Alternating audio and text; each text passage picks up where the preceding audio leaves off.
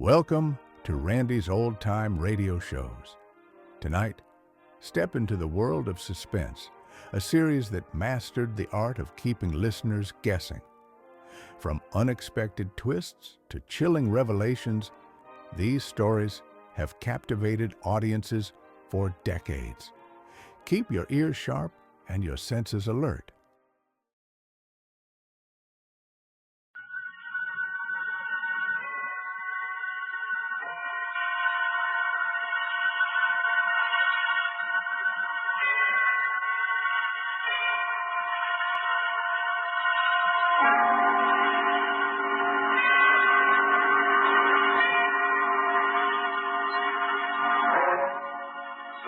Suspense.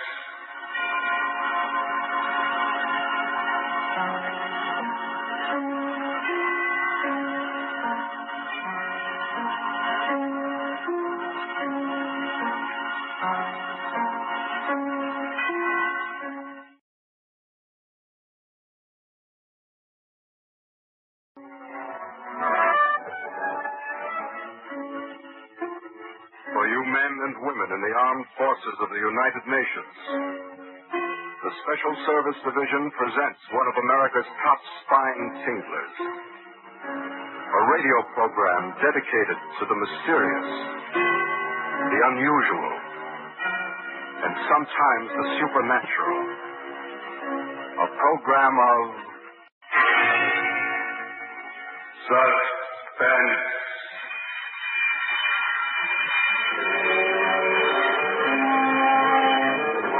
When the time for closing bell rang in the public library, and under Bonaparte cut started, picked up his battered briefcase with the almost faded initials ABC, closed the book he had been reading, and shuffled over to the librarian's desk. It's a most interesting book, librarian. I shall try to come back sometime and read another chapter of it, if I may. Right. Yes, Mr. Clark. Can I help you, sir? No hurry. Well, I'll be going along now. Thank you. The rum little chap said, what do you think he was reading? Studies in epileptic somnambulism. Medical stuff, eh? Oh, I say, the little fellow left his case. I'll catch him at the door. I say, sir, just a moment. You left something. Oh, yes, my briefcase. I'm terribly sorry. I seem to be getting more and more forgetful lately. Why, the other day I left it on the counter in a tobacco shop. Lucky you have those initials. Not many people with the initials ABC stick in your mind. What do you mean by that, sir? Well, after all, they're the first three letters of the alphabet. Practically the first thing we learn, you know, isn't it? Our ABC. Don't mention those letters to me. They've brought bad luck to me in more ways than one. Eh? How's that? Well, I used to be a travelling salesman, and I used to carry one of those railway timetables in my pocket, the threepenny kind, in which they list the towns and all the railroads alphabetically. Oh, of course. Printed right on the cover, isn't it? ABC. Yes, that's right. So, well, stockings was my line, sir. I did door-to-door selling. Whenever I finished one town, out would come that timetable. I looked next stop on my route. I got sick of the sight of that ABC railway guide, I can tell you, sir. It was like a symbol of failure to me. One dingy little town after another, and all listed in that railway guide with ABC printed on the cover. My own initials staring out at me for every newsstand and every dirty little railroad station in the Midlands. Oh, come on. It couldn't have been as bad as all that. Matter of fact, I never noticed it. Till I began to get the headaches. Oh, you suffer from headache? Yes. Have you seen a doctor about it? No. I wouldn't want to see a doctor about it. I already know what brings them on. Well, if you'd rather not talk about it... No, it isn't that at all, sir. It was just such a long time ago. During the last war, in fact, the Chateau Theory. Chateau Thierry, I see. What a coincidence. I was in the thick of that myself. Well, yes, we must get together for a drink one day. Talk over old times. Franklin Clark is my name. I'm pleased to Mr. Clark. My name's Cuss. Alexander Bonaparte Cuss.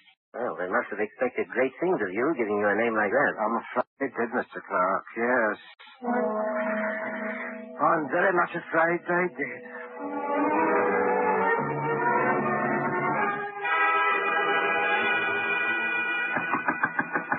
Mr. Clark.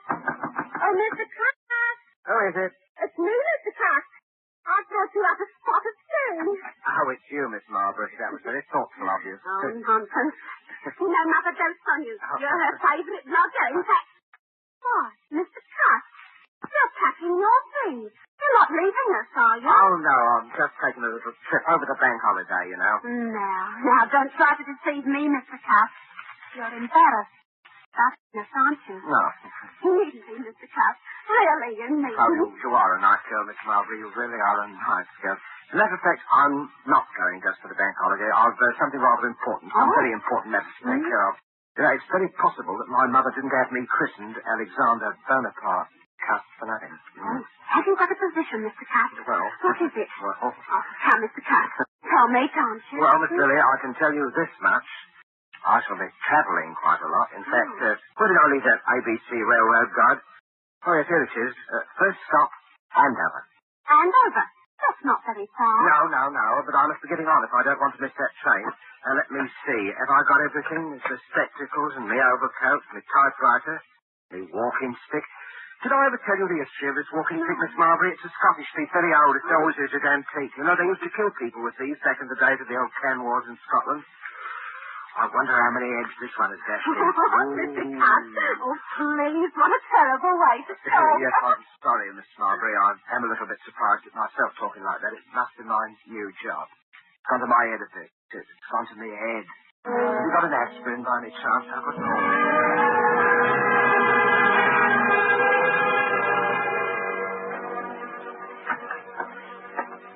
Yes, gentlemen.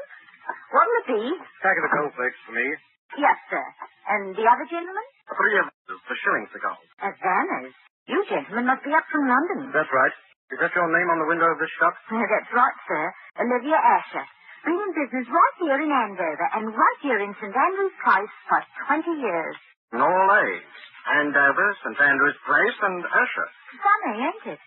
Never so much as crossed my mind before. Well, Mrs. Asher, we're from Scotland Yard. We happen to believe there may be a homicidal maniac at large in Andover. Oh, blimey. We don't want to frighten you, Mrs. Asher. For all we know, this may be just a practical joke. You see, we received an anonymous letter, typewritten, and signed A.B. IBC. This murderer, as anything in his story, is planning a series of murders. His mania seems to be centered on the alphabet. If he follows his plan through, his first murder will be committed in Andover, and the victim will be a person whose name begins with an A. The Lord help me, sir. You don't think... We don't think anything. Scotland Yard has taken its precautions. Oh, a woman takes a terrible chance. There's probably nothing to be alarmed about, but it won't hurt to keep a sharp out. Who's next on your list, Mackenzie? Next is Arthur Atwood. All right. Let's be on our way, then. Good day, madam. Don't worry. Thank you, sir. And good day to you, sir. A murdering lunatic in Andover of all places. Yes, sir. What'll it be for you, sir? Please. That'll be 1 and 6, sir. I said that'll be... Oh, no!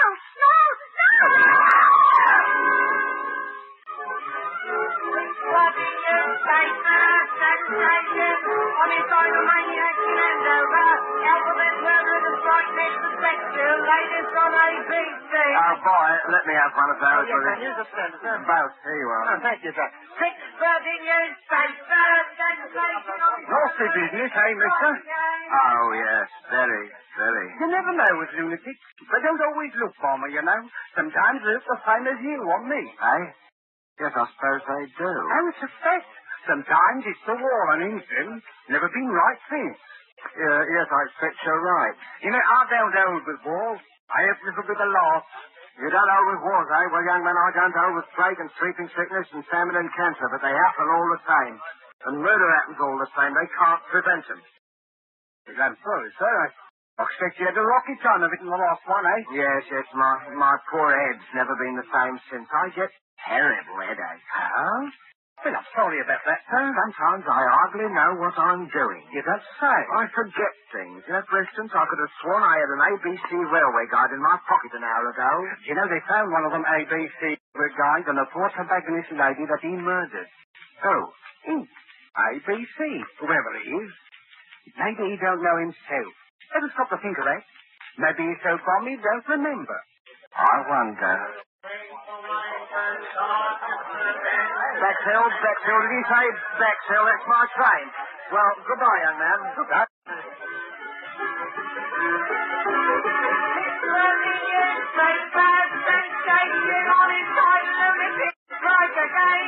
When he strikes in typewriter on which word and notes were written, the target back to latest on ABC alphabet murder.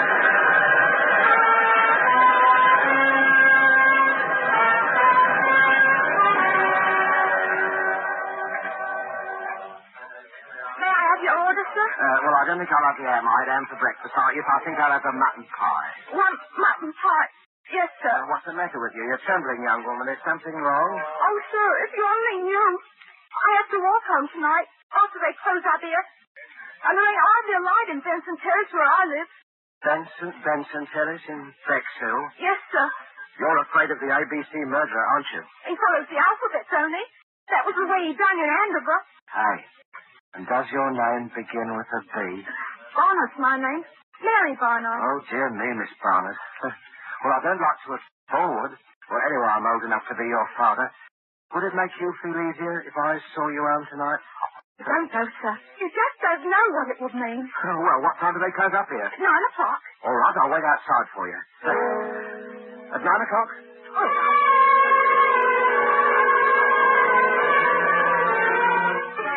Ladies, Matrix brutally murdered in Bexhill. ABC strikes again. Scotland Yard receives third murder note. Alphabet murderer to strike again in Churchton, England. Yes, sir. Third class, single, to Cheston.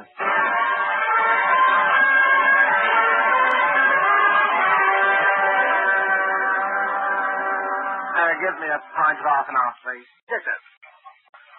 There you are, sir. You are from London, sir? Yes, I come directly from London. Salesman? Stockings is my line. That's going these days. What preparation, eh? Well.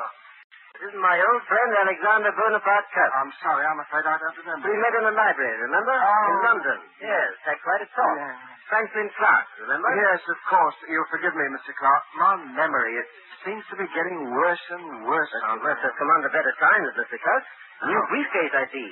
Nice, bright, new initials. Well, I got a job shortly after I saw you, Mr. Clark, from Ballinger Limited. Stockings, my old line, you know. But to tell you the truth, I haven't been doing very well. Oh, those headaches again? Yes, the headaches. And the murders. The murders have upset me something terrible. Oh, why, you're shaking like a leaf, man. No. Hey, Jonathan, a brandy for Mr. Cuff. You Thank need you, it. sir. The trouble with you, Cuff, is you're inclined to be morbid. I remember that book you were reading the day we met, stuff about epilepsy. Well, it might be epilepsy, mightn't it? What? Well, they discharged me from the army before the war ended. You see, I had a kind of a fit, you know. Never had anything like it again, have you? No, I didn't have a fit again, just the headaches. I forget what happens, hours at a time. Do you know, once I was sitting in a station waiting room and a newsboy came by and I bought a paper from him, and it was all about that first murder in Andover. The police had got another note, another typewritten note, Mr. Clark, and the murderer was going to strike next in Bexhill, and suddenly I realized I was in Bexhill, and I'd been in Andover the day before when the first murder happened. Well, how did you happen to go from Andover to Bexhill? Well, that's the way I'm supposed to go on my route, selling the stockings. I'm supposed to take the towns alphabetically. Oh, well, that is not so surprising you should have been in Bexhill after all, is it? Just a coincidence. Well, the waitress in Bexhill then, I walked home with her that night, Mr. Clark, the night she was murdered. Well, good heavens, Cuff, you don't think you killed Mary Barnard, do you? I don't know, Mr. Clark. It said in that book that people who have had epileptic fits often do things and don't remember them. They even commit crimes. I said good night to her, and after that I don't know what happened. The notes, those typewritten notes. Wouldn't you have remembered if you'd written them? I don't know. Well, no, I know a little something about psychology myself, Cuff. And I'd stake everything I own on the fact that the man who wrote those notes was conscious of what he was doing. Do you really think so, Mr. Clark? Positive of it. Now, pull yourself together, man. Incidentally, my sister-in-law lives here in Churchton. My brother is Lord Cameron Clark, and I happen to know she needs some new stockings. Oh. Pop over there in the morning, will you, and show the old girl your line? Here's the address. Might cheer you up to make a good sale. Oh, I'm sure it would, Mr. Clark. I'm sure it would. Good night, Mr. Clark, and thank you again for all your kindness. Right. Oh, wait a minute. You've forgotten something again. Oh, dear me, that's my typewriter. I shall certainly need that. Well, to type up my report to the Home Office in case I should make that sale tomorrow. Oh, of course. Oh, yes. By the way, Cuff, better watch out. Somebody person is going to be murdered tomorrow. Old ABC is up to the letter C, you know, and your name is Cuff. Huh? Oh, I say, good heavens. Mine is Clark.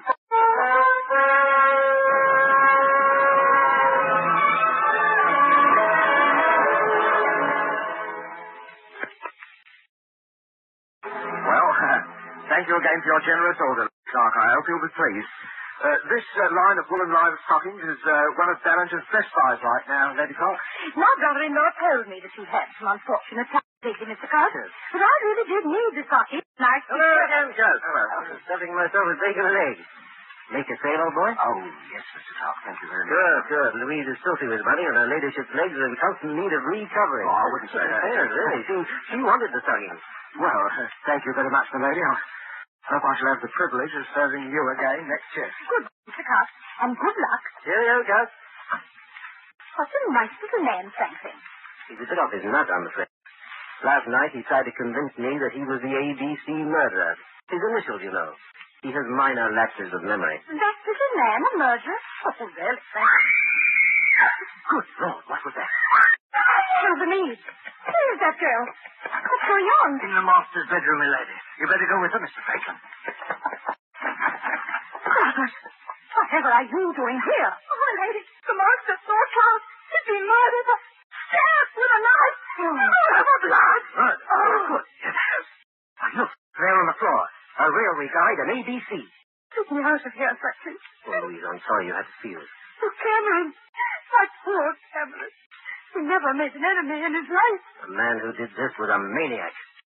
And I'm afraid I know who he is. He always carried a walking stick with a heavy carved handle. That's how the other murders were committed, with a heavy stick. But he wasn't carrying his stick today. Must have grabbed a knife up there somewhere to kill Cameron with. But when? Were you with him every minute? Well, I went upstairs to get my checkbook.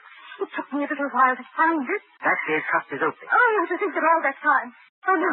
No, I'll never forgive myself, Franklin. None of that now, Louise. The important thing now is to stop him before he can commit another murder. But what are you going to do, Franklin? I'm going to the police and see if they'll let me help. Let's have a look at this ABC railway guide he left beside Fort Cameron. Look here. All see there? Andover, Bexhill, Churston. Each with a checkmark outlet. Oh. Next one. See? See London. He's through with ABC, he's gone home, and I'm going after him.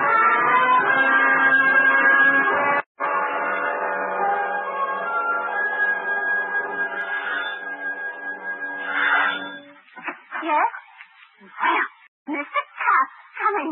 Whatever kept you away so long? Lily, talk to you alone. Oh, well, I'll go up with you. I want to show you the new curtains I put up in your room anyway. You are a nice girl, Miss Lily, really are a Yeah, nice let me girl. carry one of these, Mr. Cass. I can't try No, I'll carry my own, please, thank you. Oh, Mr. Cass, you're trembling. Oh, dear, you do look afraid. Look, I'm going to straight get you a hot foot bath. No, not now, please. Not now, Miss Lily. There's no time for it. What is it, Mr. Cass? Close the door and lock it. Are you in some trouble, Mr. Cass? I'm in terrible trouble, Miss Lily. I want you to hear the story first from me. You're the only one who's ever been my friend. Oh, I've had a lonely life, Miss Lily. Oh, poor Mr. Cass. Poor Mr. Cass. That's what they always say about me. Poor Mr. Cass. I thought you were I different. don't take on so, Mr. Cass. It was only a manner Oh, of you speaking. don't need to worry. I'm all right now. I never get two spells in one day. Well, Mr. Cass, I don't understand. Well, you heard of the ABC murders? Shocking affairs. But, Mr. Cass, why Miss are you Lily, saying... the police will be here at any minute. Please let me finish. I don't want you to think harshly of me, Miss Lily. I didn't plan it ahead. My instructions told me where to go. Some people can't help what they do. There are diseases. Epilepsy, for instance. You do things you don't remember. You commit crimes. I'm like that. Oh, Mr. Cass, I can't believe it. When I was a child, Miss Lily, they used to badger me about my name. My mother worshipped strength. She named me after the strongest people she knew about in history. Alexander and Bonaparte. But nobody ever called me by those names. They called me ABC. ABC. I used to dream I was boiling in a kettle of alphabet soup. I was a terrible disappointment to my mother. Mr. Cass, you're unsettled and You've tired. got to hear me out, Miss Lily. Oh, Listen to me, Miss Lily. I could have been a hero once in the army in the last war. I was happy. I could have made something of myself. Then I started getting the headache. No, Mr. You must hear me, Miss Lily. I started forgetting things after they discharged me from the army. Shock, they called it. I used to have dreams. I was a great ruler. The destiny of men was in my hands. I had the power over them of life and death. Let me go. Oh, please, let me go. First, there was Anna. That's the best. I can't even remember what she looked like. Then there was Sue. I walked over the waitress from the station restaurant. She was murdered, too.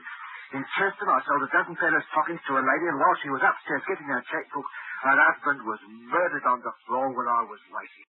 And now I've come back here. Maybe the alphabet charm is over. Or is it? This is London.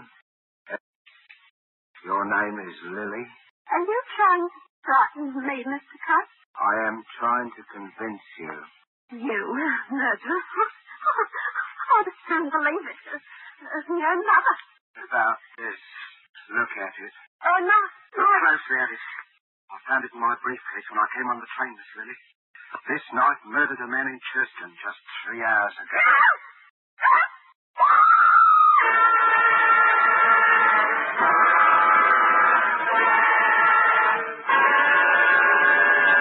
Oh, no, there, Miss Margaret. Don't take on so. You all end up pretty as you please in the next room. But he was such a nice man. I still can't hardly believe it. Is this the night he threatened you in, Miss Margaret? Yes. We just got here in the nick of time, eh, Tom?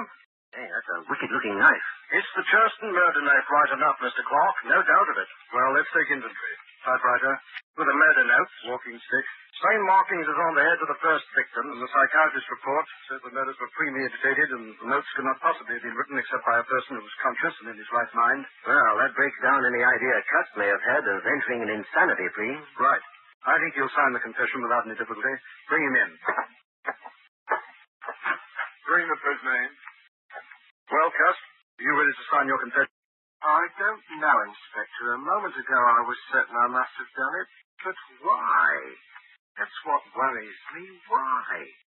Mr. Clark, why do you think I did it? You're wasting valuable time, Cuss. I don't care why you did it. You killed my brother, and I want to see you hang for it. I don't care how balmy you are. You ought to be ashamed of yourself, talking to our Mr. Cuss in that bloodthirsty manner. I don't know what's getting into the gentry, I'm sure. He tried to murder you, didn't he? Well, he couldn't help himself, poor thing. He's been terribly upset of late. You are a nice girl, Miss Lily. You are a nice girl, really. Well, the murders were willful and premeditated. They couldn't be meditated. Huh? Why do you say that, Cuss? Well, because I didn't go to any of those places of my own choice. I had my instructions from Bellinger's Limited. And those instructions were sent to me after the police got the warnings of the murders that were printed in the paper. There never were any such instructions. We ransacked all your things, Cuss. There wasn't any letter of instructions, was there, Inspector? No. Oh, yes, there was. All right, we'll ring up Ballinger's. May I use your telephone, Miss Marbury? Oh, certainly, Inspector. The number is Regent 3313, Inspector.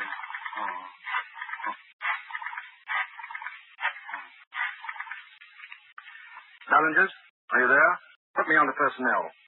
Oh, Mac, start packing those, will you? Right. Phone speaking, Scotland Yard. But what date did you employ a commercial traveler named Alexander Bonaparte Cust? No, Cust. A.B. Cust. Initials ABC. Yes. Never employed by you. Perhaps it is certain? Did you send a man to Andover or Bexhill last week? Not on your route. Thank you. That's all I wanted to know. Too bad, Cust. I guess this knocks out your last ghost of a chance, doesn't it? No, Mr. Clark. Because you see, the instructions were in a letter, and that letter is right in this room. Well, let's have a look. Come on, Mackenzie, give me a hand. Let's go through these things again. It won't do you any good to look there, Mr. Clark. I have the letter. Would you like to see it, Mr. Crumb? To see it? Well, I'll be... Where did you get that? It wasn't on him, Inspector. I'll swear to that. Where did you have this hidden? Well, Inspector, it isn't generally known that I do wear a small hairpiece. But out of vanity, mind you, I find it necessary. Let's see that letter. Oh, gladly. Dear Mr. Cust, enclosed find advance. Typewriter is being posted today. You will... What a lot of nonsense, Inspector. Look at the typeface of the letter. It's obviously written on Cust's typewriter. Yes, that's right, Mr. Clark. And the man who wrote that letter was the murderer. Cool as you like, he sent the typewriter to me and instructions on one of Ballinger's letterheads and the money and everything else. What kind of stunt are you trying to pull here, Cust? No stunt. It's just that when you made that telephone call, Inspector, and Ballinger said I'd never worked for them, I knew that the typewriter must have been sent to me by the murderer. And the more I thought about it, the more it seemed to me that the murderer must be Mr. Clark. What? Why, this is too much of it. Fantastic, Inspector. Really, I Well, the murderer would have to know something about me. Something I'd never confided to anyone but to Mr. Clark about my headaches. I've been reading a book in the public library, Inspector, a book on epilepsy, and it seemed to me that what I suffered during the last war might have been epilepsy. And it was on my mind, see? It said that epileptics might commit crimes and not remember them under certain conditions. Without that to go on, the murderer couldn't possibly have pinned the crime on me. That works two ways, Gus. You might have told me that story deliberately, just so you could cook up this story now. Well, I couldn't cook up your fingerprints, Mr. Clark. And I'll wager anything. Your fingerprints are on that letter. Oh, come now, really. Well, that's easily settled. We can do it right here. Won't take a moment. Take a set of Mr. Clark's fingerprints, Mackenzie. You examine the prints in the letter meantime. Right, sir. Just press your fingers down firmly on this ink pad, Mr. Clark. What is it, Mr. Clark? It's quite simple, really. Yes, it's so simple it isn't even necessary. I'm afraid this is necessary, Mr. Clark. Only a matter of routine, you know. I tell you it isn't necessary because Cuss is right. I am the murderer. You?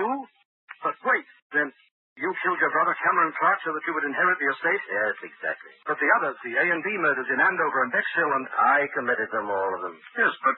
Come now, gentlemen, surely you'll give me credit for seeing this thing through. If only my brother Lord Clark had been murdered, I, being the only heir, would have had a lot of explaining to do. So I invented my own little crime wave to make it appear as though he were just one of the victims of a homicidal maniac. And I must say, it almost came out thanks to the unknowing cooperation of Mr. Cuss here. Thank you just the same, Mr. Cuss. You're very welcome. Oh, Mr. Cuss, I knew you couldn't be a murderer. Not really. Oh, you are a nice girl, Miss Lily. Really, you are a That's nice okay, girl. that's Mr. Cuss. Why don't you go to an oculist? Don't forget, maybe you just need a new pair of glasses. I think I'll do that, Miss Lily. Do you really think... Of course, I'll wager that's what's been with all the... You know, you need someone to take care of you. Oh, I do, Miss Lily. I do, really. If only you... Oh, but no, you couldn't ever think... What, Mr. Cuss? Well, I mean, Miss Lily, I was just thinking it would be really too much to ask anyone. Mrs. Alexander Bonaparte cast... But when you're married, please don't wear that toupee. It's very conspicuous. Oh, you are a nice girl, Miss Lily. Really, you are. I do hope people won't call you Mrs. ABC.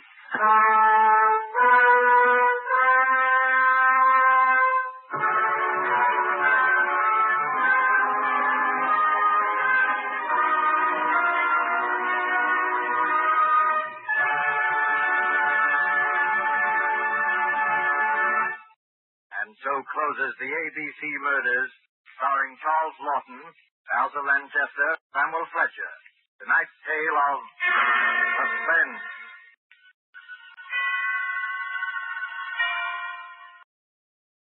Well, folks, that's it for this episode here at Randy's Old Time Radio Shows.